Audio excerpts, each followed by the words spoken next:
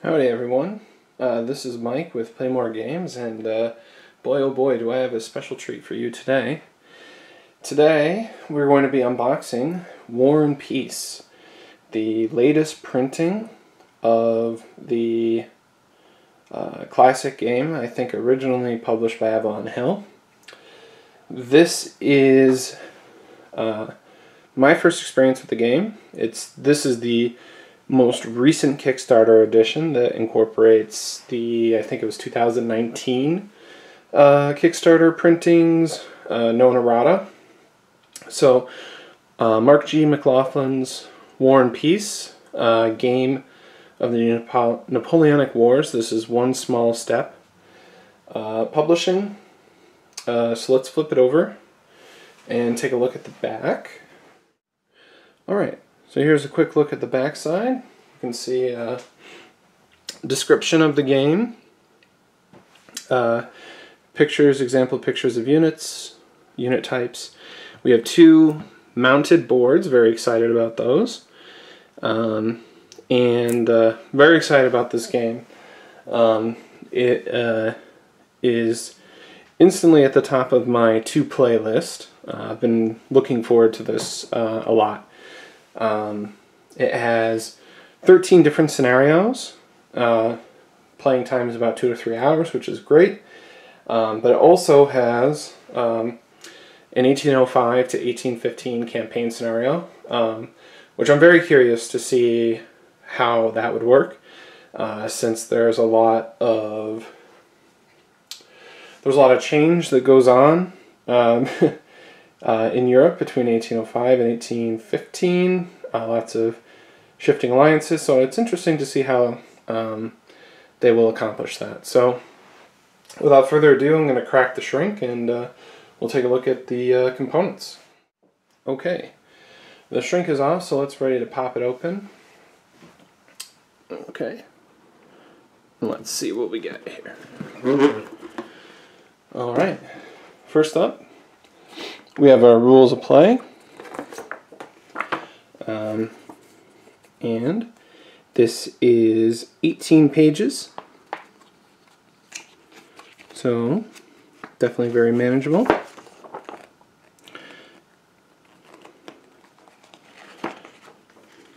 Very nice, clear examples, color examples, some art. Yeah. So that is the rule book.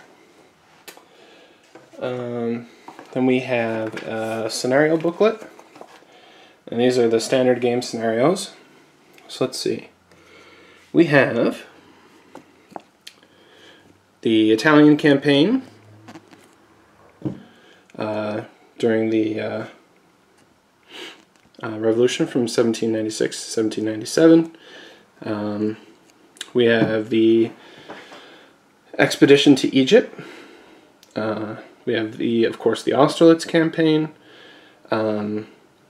We have Wagram. We have the Russian campaign, and then, as you might imagine, we have a bunch of campaigns for 1814, 1815. There is a Peninsular War scenario, there's a Spain scenario, and then a Final Glory scenario. So the scenarios increase in difficulty gradually. There's quite a few rules in addition to here. So these are the scenario notes for the Italian campaign. It has scenario notes from the designer John Gant. So you can see that this 22-page booklet has all of your information for the scenarios. So here we have the Grand Campaign booklet, and this is probably just as thick as the scenario booklet, but covers additional rules such as naval matters, Multiplayer matters. Yeah, it looks like all of the naval rules are in here. Politics, how minor states are created. The Polish question. Polish partition. Production. Yeah. So it's definitely very layered. So it would seem that it would be very accessible to learn, to start maybe with some of the smaller scenarios and then work your way up to the grand campaign, which is certainly my plan here. Okay.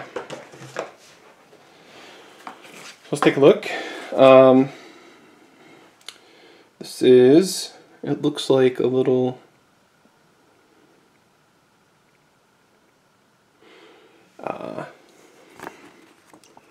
strategy booklet, which is interesting.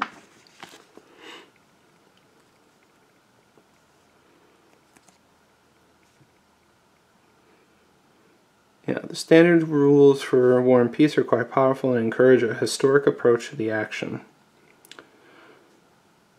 Interesting. So we have some plastic baggies, always a nice touch. You can only buy so many counter trays. 2 red dice. Speaking for myself, I will probably substitute one of those red dice for blue dice. I mean, that's just me. Now we have some displays. So this is French Allied leader displays. So let's see.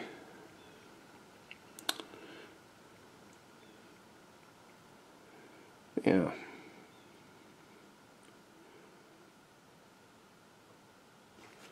Pretty nice. Single-sided, which makes sense. We have Allied leader display. So up in the top left is Wellington. You can see the Russians to the far right, and the Prussians are the gray. I'm not sure who the white pieces are. Charles, oh, that's got to be Austria, right? Prince Charles. I'm certainly not an expert. Yeah.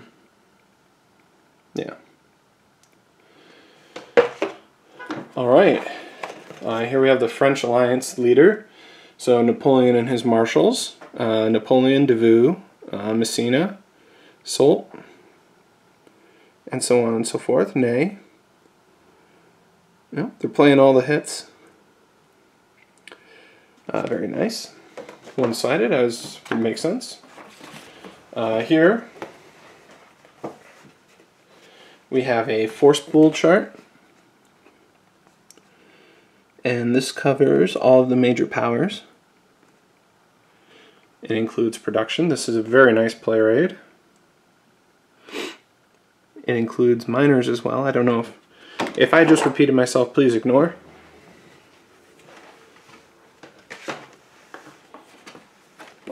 All right, now we have a 6-page fold-out.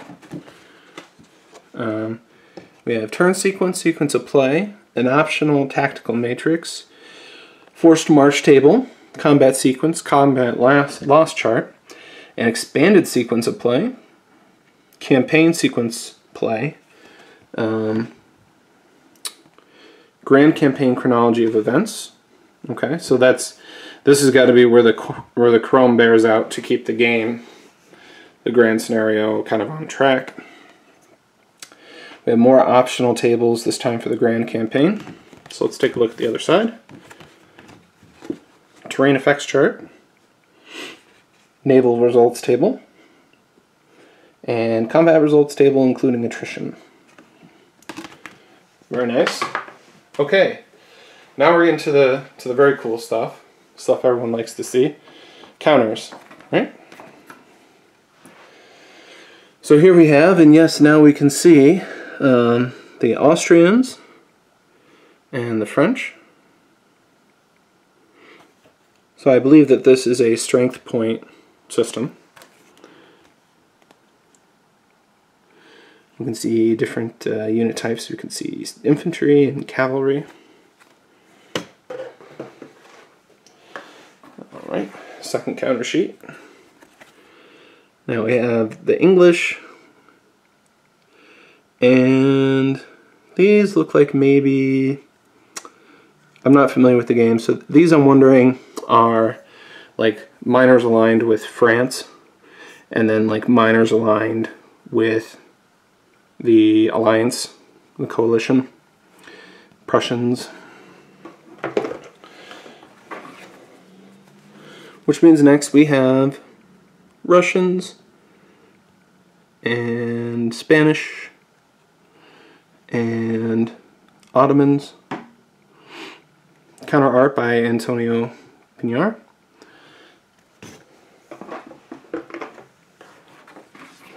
We have our next counter sheet, our last one, it would appear. And we have status markers, including besiege markers, battle markers, extra leader markers, demoralized markers, unit status markers, combat status markers, I guess you would describe. The word here is Turkey, so perhaps my use of the word Ottomans was not accurate. Let's see. Yeah, and then we have city points, alliances, weather. So very nice. These look very nice. Now this is the very exciting part.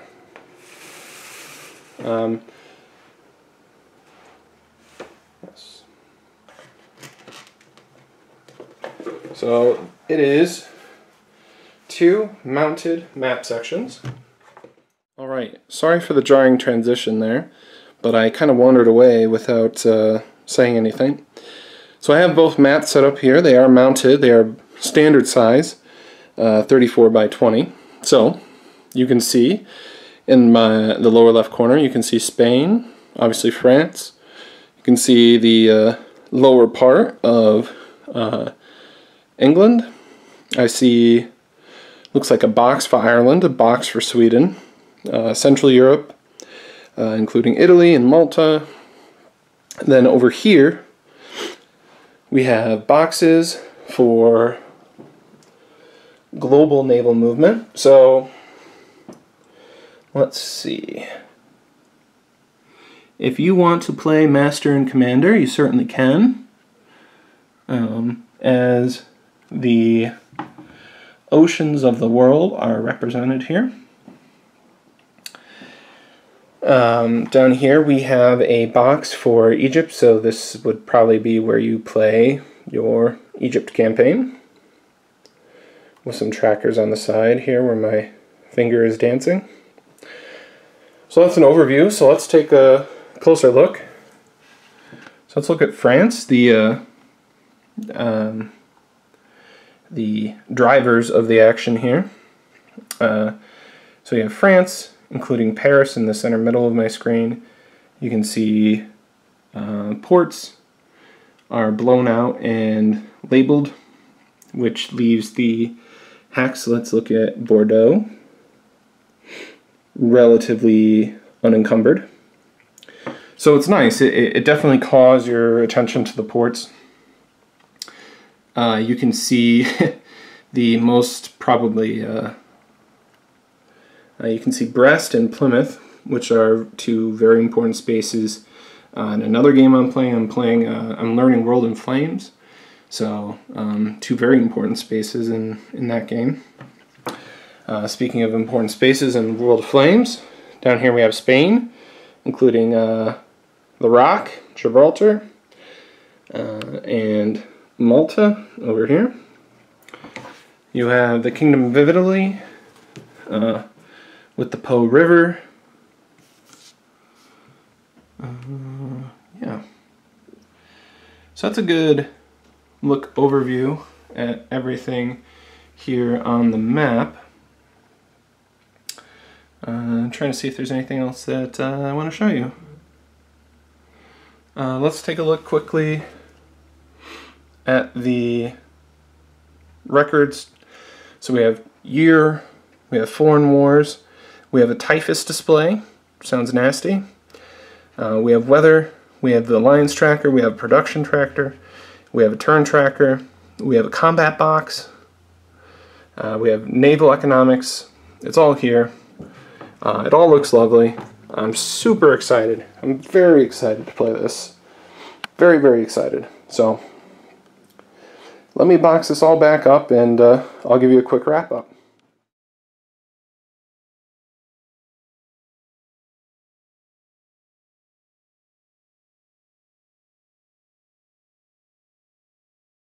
Alright, so that was our look at War and Peace. Thank you for sticking with me and checking this out.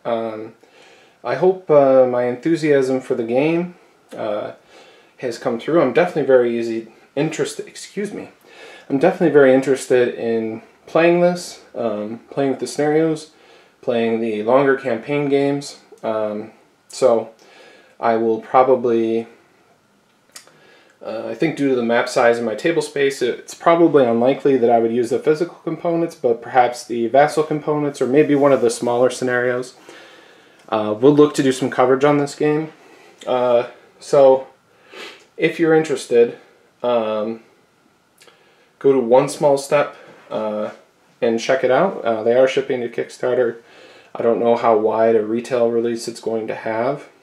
So if this looks like something that interests you, it certainly interests me, go on and check it out. And if you're interested in finding out more about the life and times of Napoleon, I would recommend checking out the Age of Napoleon podcast, which has really burgeoned my interest in the era,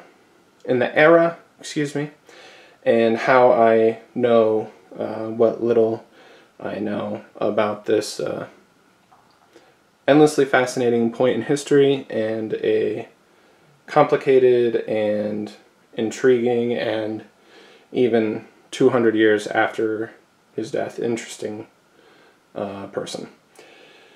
So, once again, my name is Mike. The name of the channel is Play More Games. Thanks for watching, and we'll see you soon.